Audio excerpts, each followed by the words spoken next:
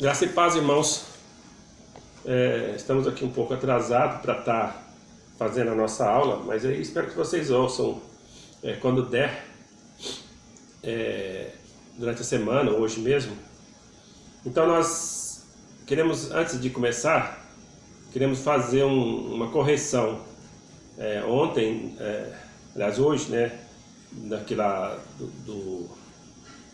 nossa aula sobre Apocalipse, teve uma parte que quando eu falei sobre a quantidade de pessoas que morreram na pandemia da gripe espanhola, eu falei 50 mil, na verdade 50 milhões. E a Segunda Guerra Mundial, eu falei 60 mil, mas é 60 milhões. Então, só para corrigir isso, na hora eu não percebi que eu estava falando errado. Outra coisa, lembra que o Carto mandou o último aplicativo lá que você tem que abaixar da nossa live de hoje à noite.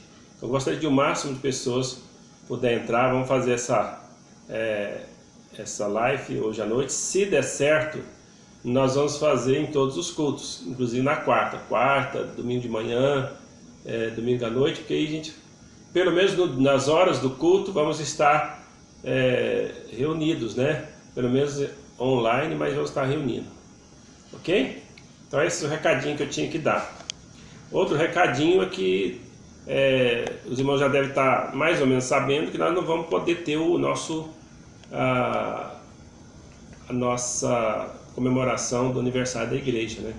Então a gente já cancelou com o pastor e numa data mais apropriada nós vamos estar trazendo o pastor Edson aqui, tá bom? Vamos continuar no nosso estudo.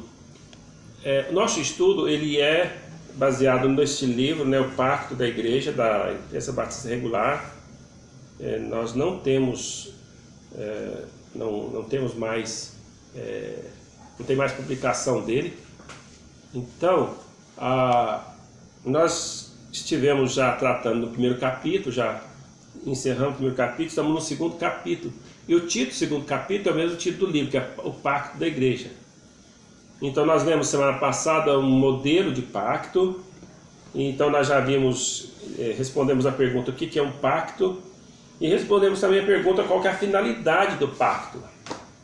E hoje nós vamos entrar na outra parte a respeito do ideal bíblico de um pacto. Por que que nós temos um pacto, né? Qual que é o ideal bíblico disso? Então, a primeira coisa do ideal bíblico de ter um pacto é porque ele estabelece padrões elevados. Então vamos ver aqui Isaías 49, 22, a Raquel vai ler, para a gente ver aqui uma coisa interessante. Assim diz o Senhor Deus: eis que levantarei a mão para as nações, e ante os povos arvorarei a minha bandeira. Eles trarão os teus filhos nos braços, e as tuas filhas serão levadas sobre os ombros. Está vendo aqui que Deus está falando assim que arvorarão a minha bandeira, certo? A bandeira, irmãos, ela é símbolo. No nosso país nós temos a nossa bandeira, ela é símbolo de patriotismo. Ela é símbolo da nação, da liberdade, etc e tal. Pelo menos na nossa nação e aquelas nações que prezam da liberdade.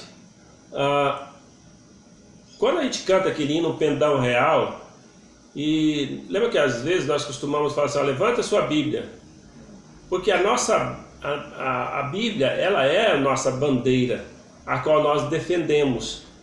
Então nós temos a Bíblia como única regra de fé e prática. Então se a Bíblia é a nossa única regra de fé e prática, sempre devemos estar levantando essa bandeira. Está escrito? Onde está escrito? Então qualquer coisa que você ouve, você tem que pensar, mas qual que é o respaldo bíblico disso? E vou dizer uma coisa para os irmãos, quando você for postar qualquer coisa da internet, você tira da internet, que fala de Deus, ou que fala alguma pregação, ou que fala alguma coisa, assim, o que está falando tem respaldo bíblico?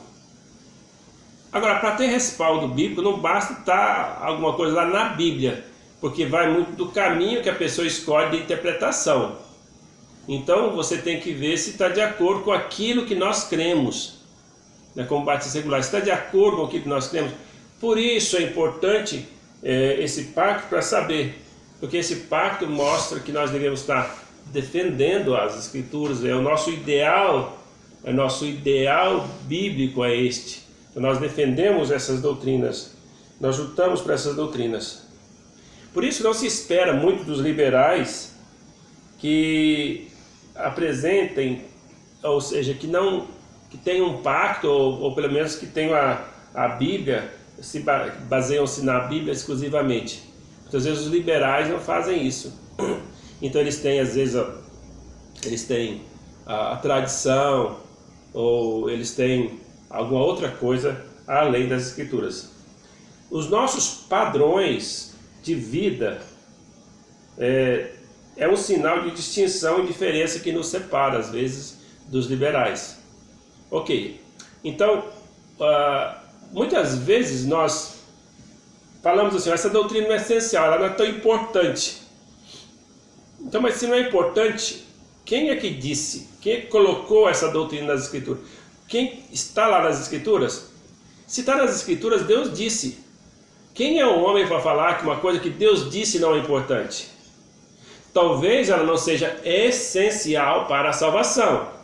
Tudo bem, se você falar essa doutrina não é essencial, tá ok. Então, igual, por exemplo, nós, os presbiterianos, por exemplo, nós diferenciamos na interpretação da escatologia, né, que é a escatologia. Então a escatologia ela não é essencial para a nossa salvação, certo? Então não vai fazer assim, porque eles não creem igual a nós, então eles são aceita, ou então eles falarem isso a mesma coisa de nós. Não é assim. Então ela não é doutrina essencial, mas não quer dizer que não é importante, certo?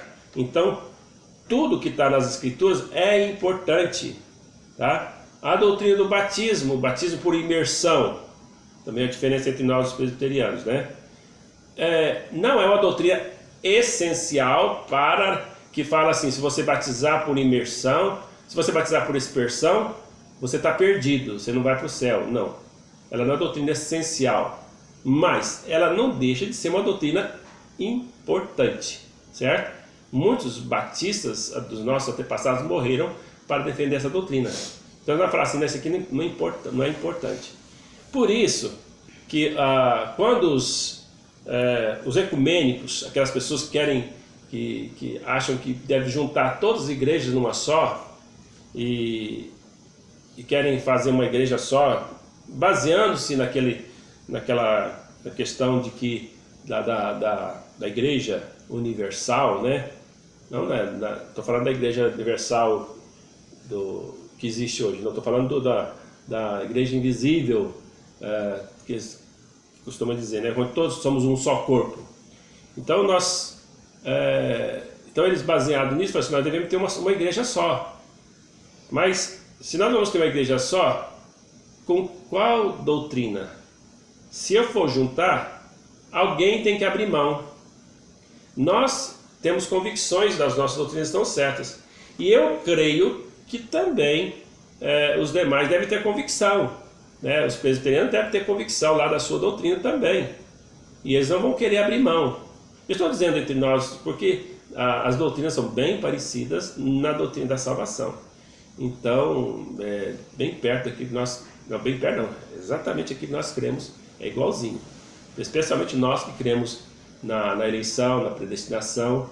Então nós estamos igualzinho aos nossos irmãos presbiterianos. Então, são nossos irmãos.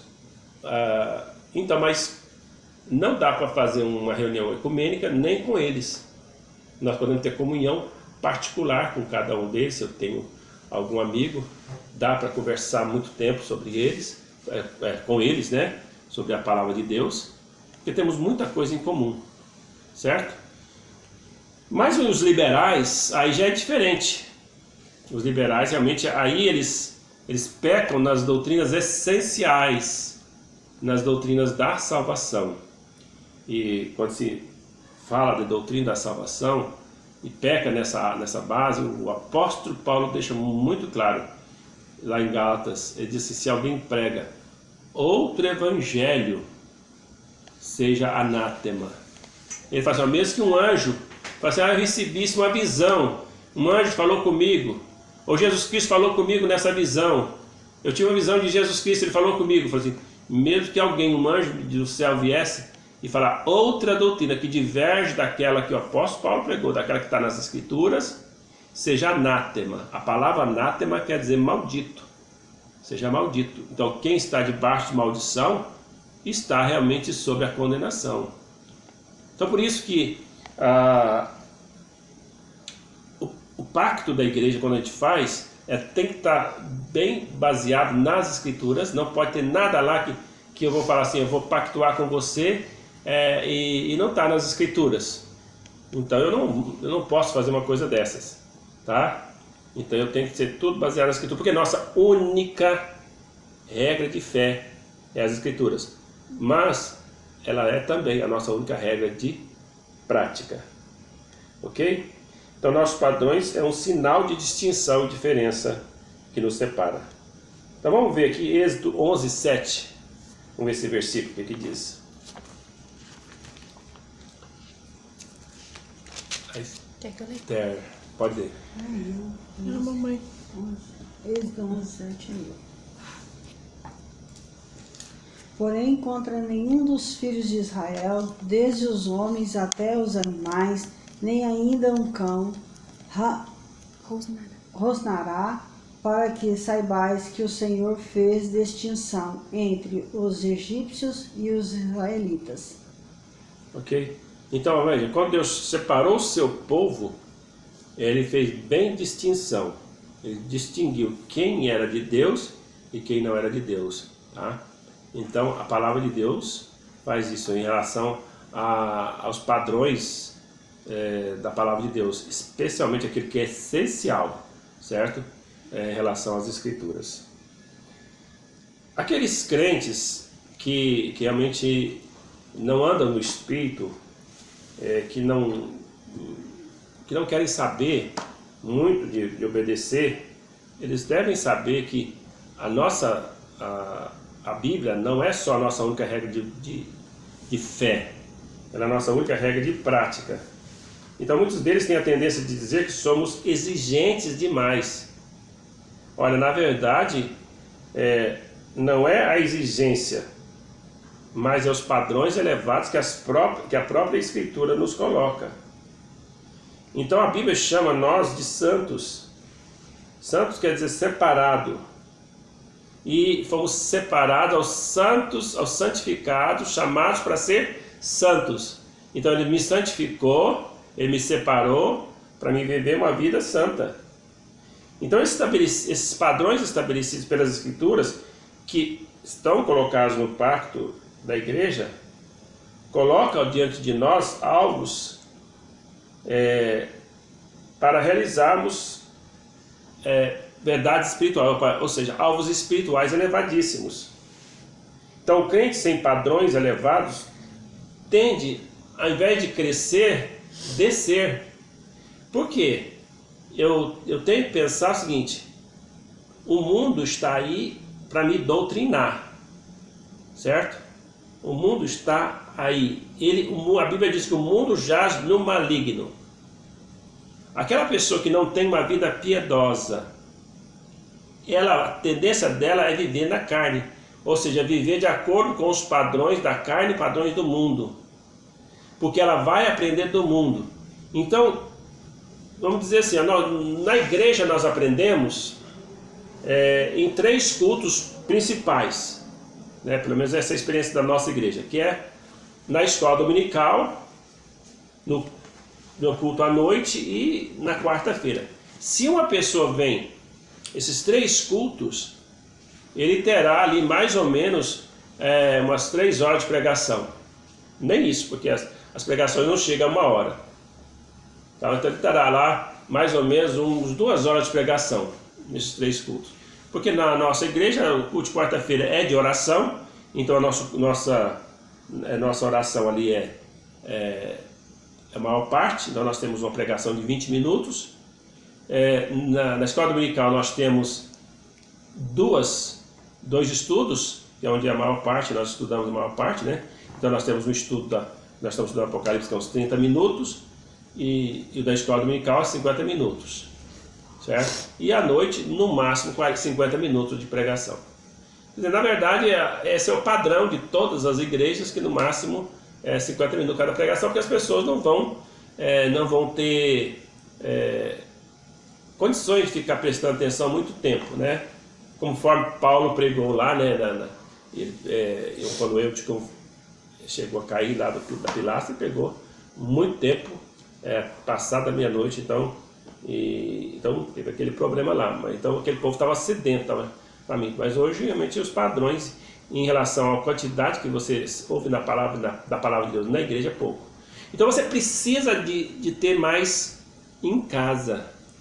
Então, olha, nós estamos agora fazendo, e mesmo que a gente vai voltar aos cultos, eu vou dar continuidade aos nossos devocionais todos os dias.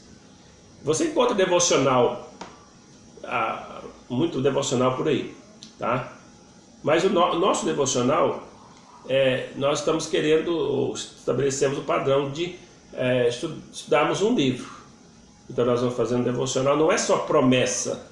Então muitos dos devocionais, eles dão ênfase a promessas, né? Então é legal. Então mas eu peço que você sempre ouça o nosso, pode ouvir outros também, são muito bons. A Editora Fiel tem o de Spurgeon, que é muito bom, tá? Dá para você ouvir todos os dias, se você não tem inscrição, você pode fazer. Então é ótimo, né? Então nós temos da BBN, né? Que também são ótimos também. Então eu recomendo vários devocionais. Mas o nosso objetivo de estar fazendo isso ao mesmo tempo, ao meditar, nós estamos estudando a palavra de Deus, certo? Então já é um momento, já são mais 8 minutos por dia, todos os dias que você vai estar estudando.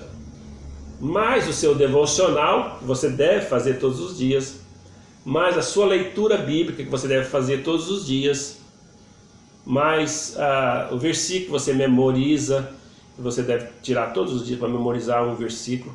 Memorizar um versículo não quer dizer que você vai memorizar um versículo todos os dias, talvez vai depender das condições suas. Talvez você vai gastar uma semana para memorizar um versículo, mas todo dia você vai tirar para memorizar, e você vai conseguir, dependendo das suas condições. Então, e também para estudar a Bíblia. Então, o que eu vou estudar?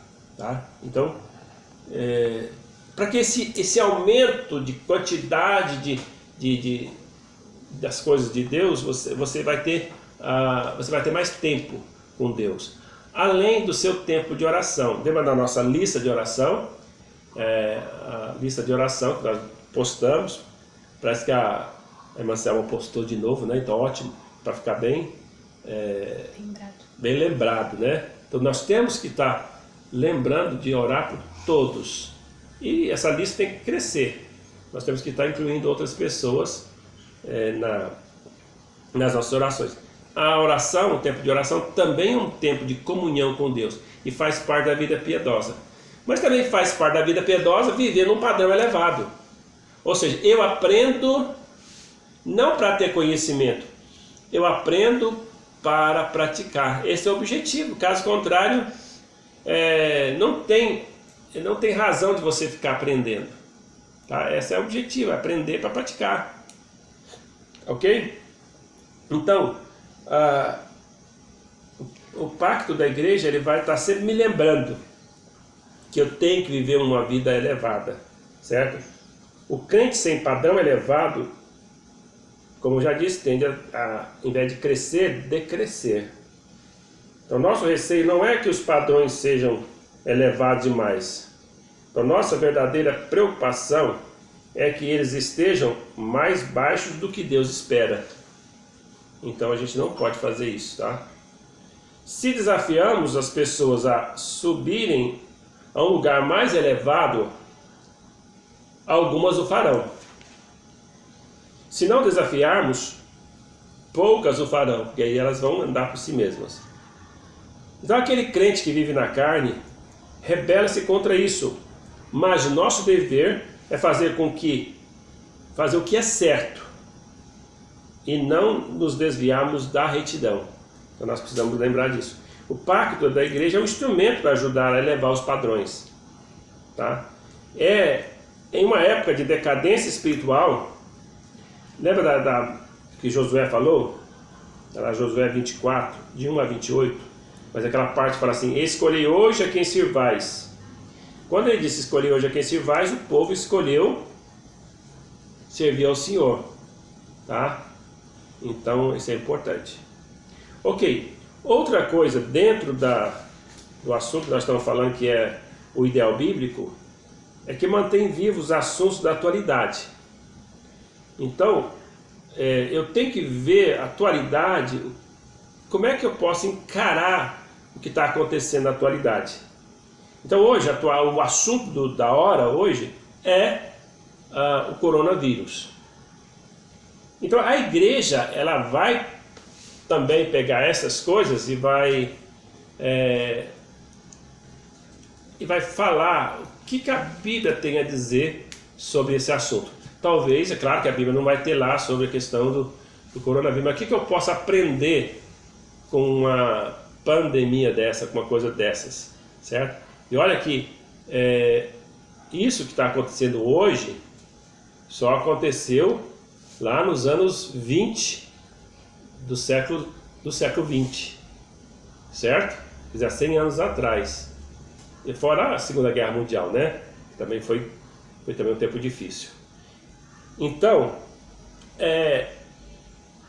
o que nós podemos aprender com o que está acontecendo hoje? Certo? Muitos crentes estão dizendo o seguinte: olha, é uma questão de fé. As pessoas estão dizendo para a gente ficar, não reunir, ficar em casa, mas quem tem fé, eu até ouvi alguém falando isso na televisão, numa reportagem. Quem tem fé pode dizer que não vai pegar em você. Olha, irmãos, se isso fosse verdade, os crentes não ficariam doentes. Ninguém ficaria doente. Tá? Já que teria que morrer, mas todos morreriam sadios. Chegou um dia, eles deitam lá e morrem sadio. Mas essa não é a realidade que a gente vê. Muitos crentes às vezes ficam doentes antes de morrer e ficam doentes às vezes até muito tempo. Não é? E muitos crentes são acometidos de doenças crônicas que às vezes levam anos, né, com aquela doença, com aquela enfermidade. Então existem enfermidades hoje, hipertensão, diabetes, bronquite e outras enfermidades que acompanham às vezes a pessoa ao longo da sua vida. Ah, mas você não crê no poder de Deus para curar? Eu creio no poder de Deus para curar. Se Ele quiser curar, Ele cura sim. Certo? Então Ele é todo poderoso para curar. Mas se Ele quiser. Você não pode orar para Deus te curar? Pode. Você ora pelo que você quiser. Mas você não pode ser irresponsável para dizer assim: olha, agora eu tenho diabetes, então eu não vou mais tomar insulina porque eu orei, creio que Deus me curou. Isso é um fato que aconteceu, que os pais deixaram de dar para a criança a insulina porque oraram, acreditaram que Deus ia curar, e Deus não curou e a criança morreu. Certo?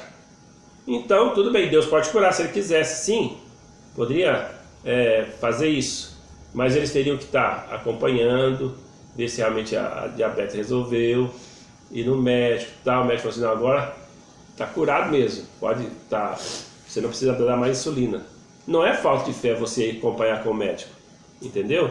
Mas se você foi no médico, assim, não, você ainda está aqui, ó, os exames deu aqui. Ah, mas eu não orei com fé? Isso não quer dizer, a Bíblia promete assim: olha, tudo que você orar de acordo com a minha vontade, se for a vontade de Deus, Ele vai fazer, certo? O apóstolo Paulo, ele fala que orou a Deus para que tirasse dele seu espinho na carne. Muitos acreditam que o espinho na carne que ele tinha era seu problema de vista, certo? Provavelmente. E ele tinha problema de vista, porque você vê que nas suas epístolas, ele sempre tinha um escrivão, tinha alguém que escrevia para ele sempre coloca de dois, eu e Silvano, eu e Silas, e vai escrevendo, e às vezes no finalzinho fala assim, ó, escrevo de próprio punho em letras grandes. Porque provavelmente já no final da sua vida, as suas vistas já não estavam no ideal para poder escrever, certo? Então, ele realmente não cria, o apóstolo Paulo não cria, não tinha fé? Não, ele tinha sim, e mais do que todos nós. Então, isso é muito importante. Quando ele manda uma carta para Timóteo, ele fala assim, ó, que ele deixou ele enfermo, né? E ele fala o seguinte, que recomendou a Timóteo a tomar vinho por causa das suas constantes enfermidades. Então Timóteo tinha uma enfermidade, provavelmente no estômago, que era constante, ele constantemente estava com problema no estômago. Talvez seja por causa da água naquele tempo, né? Então ele estava dando problema constante no estômago. Então, é irresponsabilidade eu dizer que, porque eu tenho fé, eu tenho que tentar Deus. Então nós não vamos tentar Deus. Mas também, irmãos, não vamos realmente ficar em pânico, certo? Não vamos criar um pânico entre nós, vamos confiar no Senhor. Porque o Senhor, Ele é soberano. Se Ele tiver para nós o morrer de coronavírus, nós vamos morrer de coronavírus. Quer eu esteja me protegendo, quer não. Mas só que Ele manda a gente obedecer às autoridades e manda que nós realmente possamos, não tenta Ele. Então nós não vamos tentar Ele, vamos ser prudentes, exatamente. E se Deus der a graça de nós vivermos, passarmos por essa, eu acredito que Deus vai dar essa graça, né? E nós vamos passar por essa e nós vamos voltar ao normal. Então nós podemos aprender isso. Então, os padrões, os assuntos da atualidade também, que está lá no pacto, ele está no modo de linhas gerais. Ele fala assim, viver de forma santa. Então ele fala assim, não deixando de ir aos cultos, vivendo uma vida separada e assim por diante. Quer dizer, dentro daquilo que nós temos hoje do mundo, que o mundo, fala assim, o mundo sempre está nos ensinando. E hoje muito mais, certo? Porque antigamente você era ensinado se você fosse atrás e você lesse. Hoje não, a informação chega em nossa casa e todo mundo, praticamente todo mundo, até as crianças têm um celular. E as informações são mundiais, chega toda hora nos nossos ouvidos. E não é só informação boa não, é coisa ruim, é coisa péssima, é pornografia, é coisas que nem deveria ser permitido estar, né?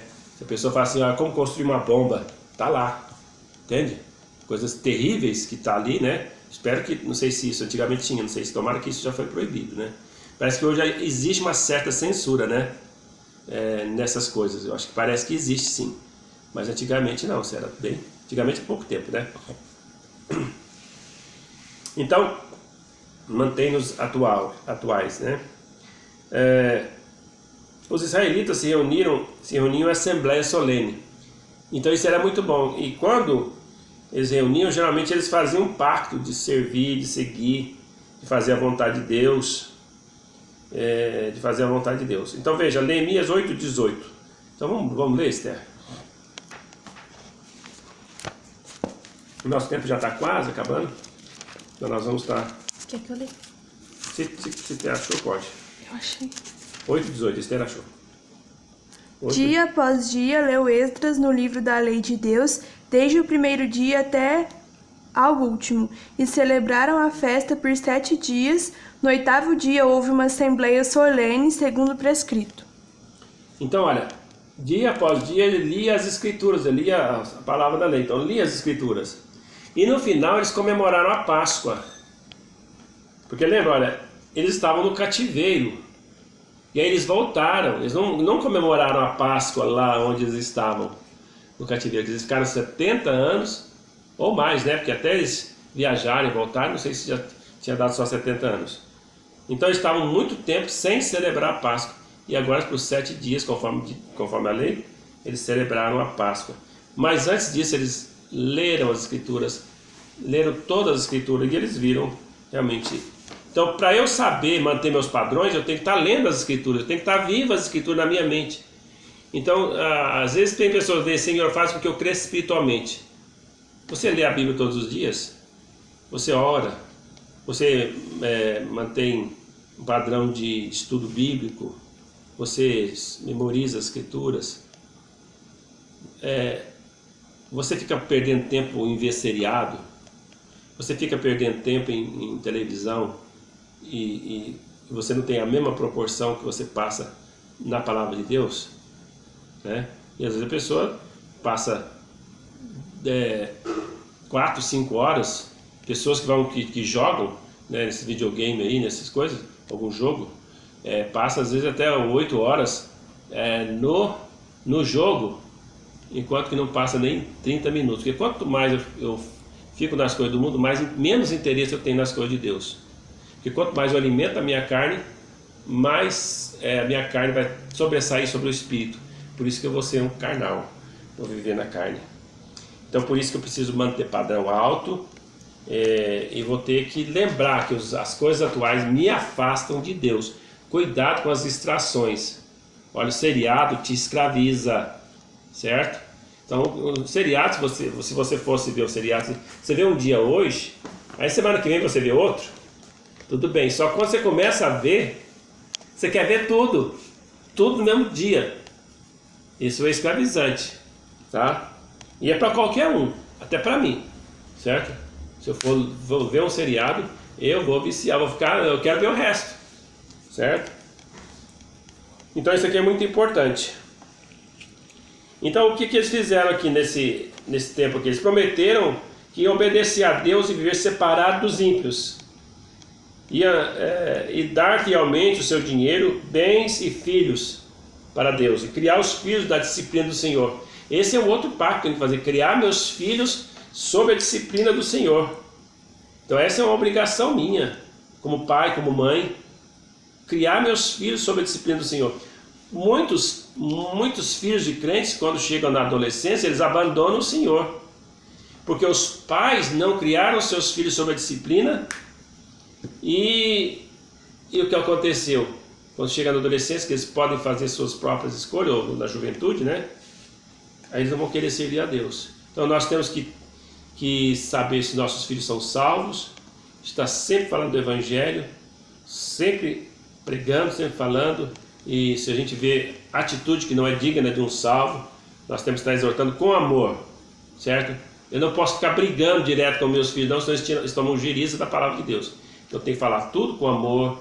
É claro que se fez uma vez, 2, 3 e não quer obedecer, aí você tem que ser mais rigoroso, certo? Mas a princípio tenta na conversa. Então,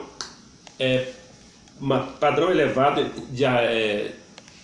diante do nosso mundo que vivemos. Então, finalmente, queremos dizer que os problemas foram apresentados ao povo de Israel e eles resolveram, de acordo com a vontade de Deus, e se comprometeram a viver no caminho de Deus. E olha, independente da igreja ter um pacto ou não, esse tem que ser um compromisso que eu tenho que ter.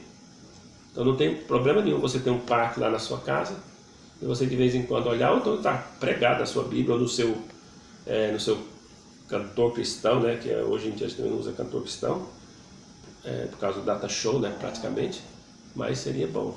A gente tem que ser um plano B, né? Ok? Então nós vamos estar encerrando por aqui. Vamos ter um bom restante de domingo. Deus dá a graça de você fazer a vontade de Deus. Não esqueça de hoje à noite, na hora do culto, já está com o aplicativo abaixado para você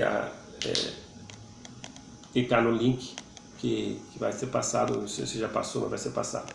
Ok? Deus abençoe.